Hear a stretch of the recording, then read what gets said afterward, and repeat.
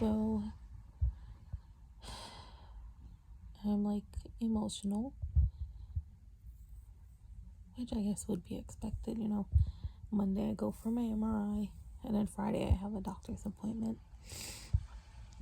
And my little one, who's 11, I think she's been hearing things here and there with conversations, and she's like right next door. So today we went to class, and then after class, on the way home, I was like, I don't know if you're gonna get to go to Girl Scouts which I don't think there's Girl Scouts on Friday, because I don't know what time I'll be done my doctor's appointment. And she's like, Mom, what's wrong? And I said, what do you mean? And she's like, I've noticed you keep saying, you keep going for appointments. And I said, yeah, it's not time for me to do like all my physicals and stuff to make sure everything's okay. And I told her, I did my physical. I went to my knee doctor because I have like an extra piece of bone. So I went to get that checked out, make sure that's okay. And then I went to my OB, who then sent me, and I'm telling her all this, who sent me a referral to get my boobies checked. And as you get older, you do have to check your boobies to make sure everything is okay.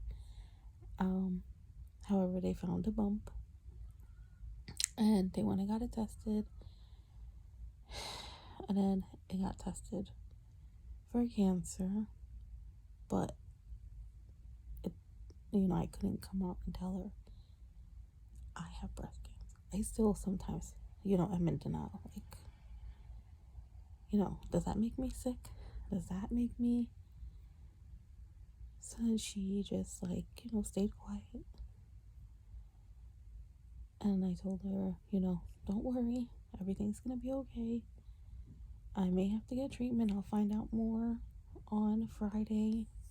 I don't know what kind of treatment. And I was like, what the worst time to ask you while I'm driving? But I pulled in and I turned around. I told her, I'm gonna fight it. You're the reason why I'm gonna pull through. It's gonna be okay. And I'm tearing. And then she goes, are you gonna die? God, that broke my heart when she said that. And I said, no. I said,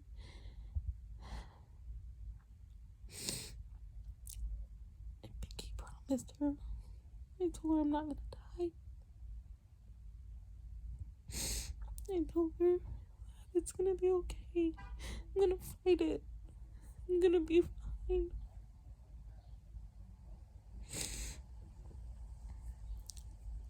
I know it was gonna be hard for me to tell her. And I knew she had tears in her eyes. She's being happy for me. And I was FaceTiming with my niece, and I made a joke like, oh, if my hair falls out, I'll use Gorilla Glue and stick it back on. And then Jasmine said, Mom, if your hair falls out, I'm gonna shave my hair. And I said, Jess, let's hope it doesn't get to that. And I wouldn't want you to do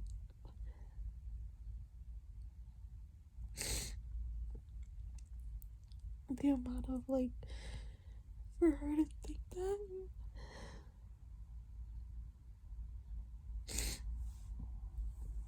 She truly is a heart of gold. She's the reason why I'm gonna get through it. I've been positive. I'm like, alright, I'm gonna survive this. I am. I'm later on gonna come on, when everything's done and said, and I'm a survivor. Pray. I'm a survivor. I pray for her that I survive. Because I'm not changing anything in my life. I'm not, we have a few weekend getaways planned. I'm going. I'm gonna show her that I can do it. I really do pray that everything just goes okay for her and for myself, but for her, I pray that I get through it for her. I promised her that I'm not gonna die, and I'm not. I'm gonna get through it for her. But the article that she had to even say, Mom, if your hair falls out, that I'll shave my hair. And I told her, no, you don't have to. But for her to come out and say that, you don't know the amount of love that I'm getting right now from the little group of supporters that have told me, that I told. It's like I'm getting so much love. It's just unbelievable. It's like it makes no sense for me to tell anybody else that, or who already knows, because I feel like if I tell any more people, it'll be too much. But the love that I'm getting from my sister, my niece, oh God, my niece is like neck and neck with Jasmine. She's my number one supporter. She's willing to cut her hair and make a wig for me. I don't think I still have my hair, but the fact that, you know, she's like, listen, cut these bitches off, and I'm like, listen, I want to, because I hate them. I hate them right now. Her boyfriend, my niece's boyfriend, is such a sweetheart. He texts me, and I didn't even like. It's like someone who's not biologically your family, but is your family. 'Cause I treat him like he's my nephew. He's my nephew.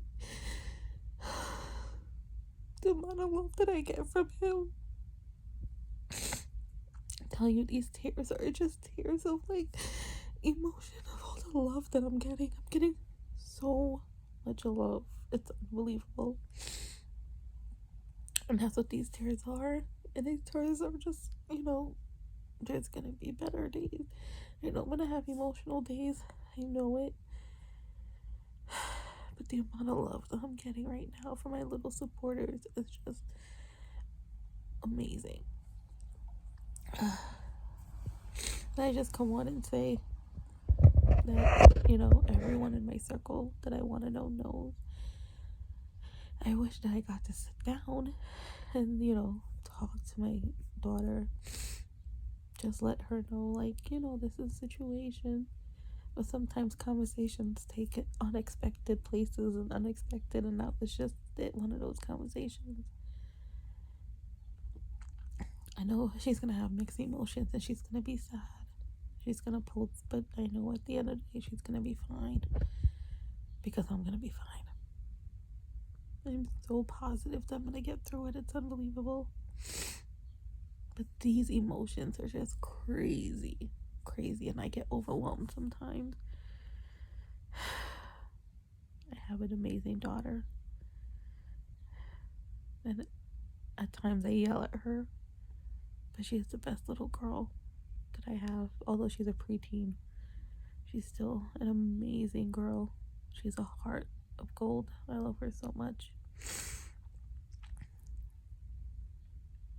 That's what I wanted to share, because I took a break, I'm about to go make dinner, but then I just kept thinking, like, I can't believe she knows, and I can't believe how supportive she is, and how my whole family, it's like they want to read my reports and diagnose me and cure me. They're annoying, but they love me, and that's what really matters, is have a support system. You know who the positive people you want to tell, and they're going to be there for you no matter what. All right, till next one.